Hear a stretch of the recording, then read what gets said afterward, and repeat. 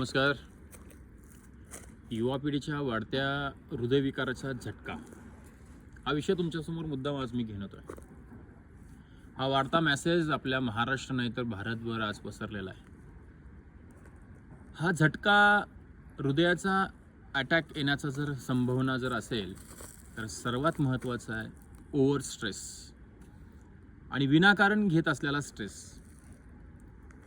हा स्ट्रेस वाढण्याचं कारण त्याला अनुसरून जर जात असेल तर तुमचा असंतुलित आहाराचा इनबॅलन्स, तो बॅलन्स कसा करायला पाहिजे. हे धावतं जग आणि आहार तो बॅलन्स असला पाहिजे, संतुलित आहार असला पाहिजे, सकस आहार असला पाहिजे.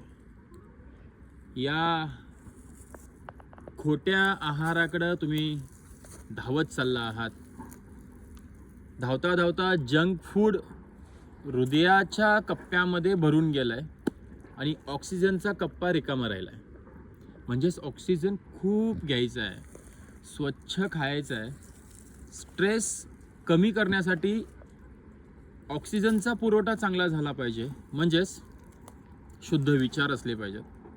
आणि सर्वात जर महत्त्वाचं काय असेल, या मोबाईल आणि सोशल मीडियाच्या माध्यमातून तुमचा प्रवास अत्यंत सुखमय असा नाही आहे, पण तो खूप फास्ट होत चालला आहे. तर या सोशल मीडियाच्या प्रवासामध्ये कुठं थांबता आलं पाहिजे हे आधी आवर्जून स्वतःमध्ये बघा. सोशल मीडियामुळं तुम्ही अनफिट होत चालला आहात, म्हणजेच तुमच्या शरीराचा सुद्धा इनबॅलन्स होत आहे. आता तरुण पिढीला होत असलेले वेगवेगळ्या पद्धतीचे आजार, त्याचं सर्वात महत्त्वाचं कारण जर होत असेल तर इम्युनिटी पॉवर तुमची कमी होत चालली आहे. कंपेअर करायला गेला तर वयवर्ष 60 ते वयवर्ष 70 असलेले आजा आणि आजी यांचा आजार कमी आणि युवा पिढींचा आजार जास्त झाला आहे. या ठिकाणी मुद्दाम मी सांगू इच्छितो की कॉलेजच्या प्रत्येक कट्ट्यावरती वडापावचा गाडा आणि बाजारामध्ये चायनीजचा मारा हा सगळा तुमच्या शरीरात होत आहे. थोडंसं आवरा, स्वतःला सावरा आणि व्यायामाचा छंद जोपासा. व्यायाम कुठल्याही प्रकारचा असू दे, मात्र नक्कीच दररोज स्वतःला 1 तरी तास द्या. या सोशल मीडियाच्या वातावरणामध्ये श्वास घ्यायचं विसरून गेलाय, पण त्यातून 1 तास स्वतःच्या शरीराला द्या. ओव्हर स्ट्रेस कमी करा, संतुलित आहार घ्या आणि व्यायामाचा छंद जोपासा. व्यायाम खूप समृद्ध आहे.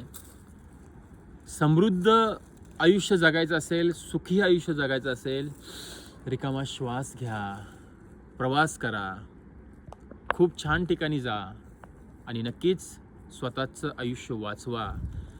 हार्ट अटॅक हे एक कारण आहे. त्याच्याही पेक्षा जर मोठा रोग असेल तर तुम्ही आज मानसिक होत चालला आहात. खरं आयुष्य विसरून खोट्या आयुष्याच्या वळण घाटामध्ये अडकलेला आहात. नक्कीच हा व्हिडिओ तुमच्या सर्वांच्यापर्यंत पोहोचला असेल. आपणही ऐका आणि इतरांनाही ऐकण्यासाठी हा व्हिडिओ नक्की शेअर करा. जय हिंद, जय बजरंगबली.